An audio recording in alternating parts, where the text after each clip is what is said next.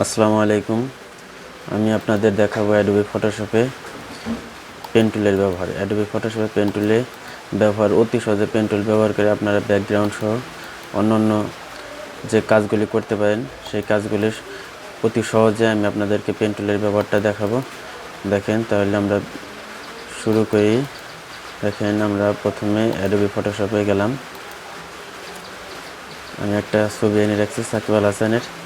এই ছবি থেকে আমি পেন টুল দিয়ে কাজ করব। এই ছবিতে আমি পেন টুল দিয়ে কাজ করব। দেখেন কিভাবে আমরা অতি সহজে এই ব্যাকগ্রাউন্ডটা চেঞ্জ করতে পারি।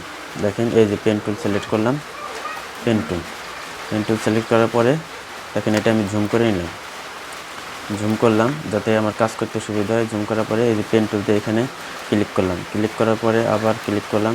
যেখানে ক্লিক করতে হবে সুন্দরভাবে এই যে এখানে চাপ দিয়ে ধরে এই যে পেন টুলটা এরকমভাবে বাঁকা করে দিলাম।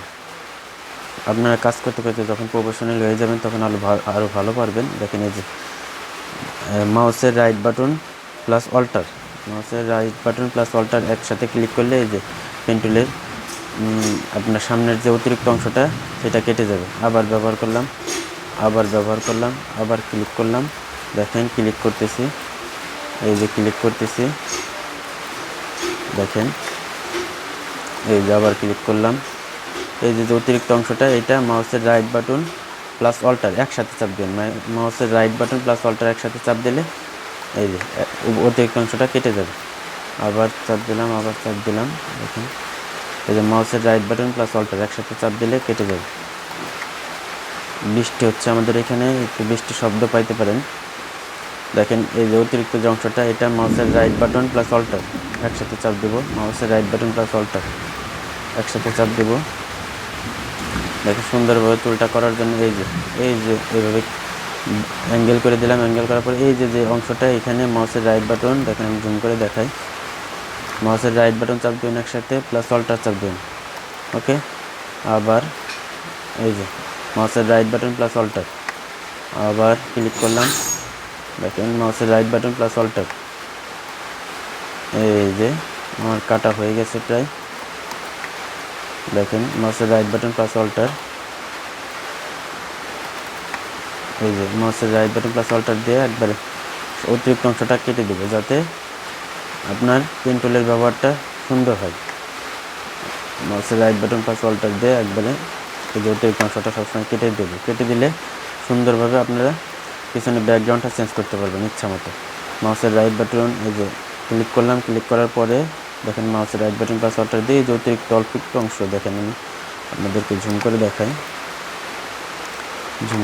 দেখেন মাউসের রাইট বাটন প্লাস অল্টার দিলে এই যে অতিরিক্ত অংশটা কেটে গেল। যে আবার অল্টার এবং আপনার যে স্পেস বারটা আছে, স্পেস বারটা একবারে চাপ দিলে ছোট হয়ে যাবে, জুম আউট। আবার ক্লিক করলাম। দেখেন, একবারে ঘোরাই, শুরুতে স্টার্ট পয়েন্ট আমি নিয়ে দেবো। ঘোরাই, স্টার্ট পয়েন্ট আমি মাউসের এই কার্সরের এটা স্টার্ট পয়েন্টে নিয়ে যাবো। স্টার্ট পয়েন্টে নেওয়ার পরে দেখেন এটা আর কোনো কাজ করবে না। এখন কি করব, কন্ট্রোল অল্টার মনে রাখবেন, কন্ট্রোল প্লাস অল্টার একবারে চাপ দেবো।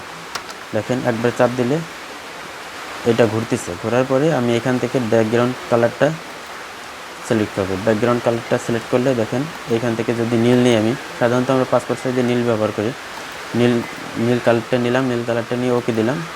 এখন কি করব, কন্ট্রোল প্লাস ব্যাক স্পেস, দেখেন কন্ট্রোল প্লাস ব্যাক স্পেস চাপ দেবো। কন্ট্রোল প্লাস ব্যাক স্পেস একবারে চাপ দেবো। একবারে চাপ দিলে ব্যাকগ্রাউন্ডটা চেঞ্জ হয়ে গেল। কন্ট্রোল ডি দিয়ে ডিসিলেক্ট করব। দেখেন হয়ে গেছে আমার ব্যাকগ্রাউন্ড চেঞ্জ। ব্যাকগ্রাউন্ড চেঞ্জ এই হচ্ছে পেন টুলের অতি সহজে পেন টুলের ব্যবহার আপনারা করতে পারেন। পেন টুল দিয়ে এই কাজগুলি, ব্যাকগ্রাউন্ড চেঞ্জের কাজগুলি করতে পারবেন। ভালো থাকবেন সবাই, আসসালামু আলাইকুম। আমরা আর একটা ভিডিওতে আমাদের সব কিছু দেখাবো, কীভাবে পাসপোর্ট সাইজের ছবি কীভাবে আপনারা প্রিন্ট করবেন, কীভাবে পাসপোর্ট সাইজের ছবি তৈরি করবেন, কীভাবে পাসপোর্ট সাইজের ছবি অতি সুন্দর কালার করবেন, সব কিছু দেখাবো ইনশাআল্লাহ। ভালো থাকবেন সবাই, আসসালামু আলাইকুম।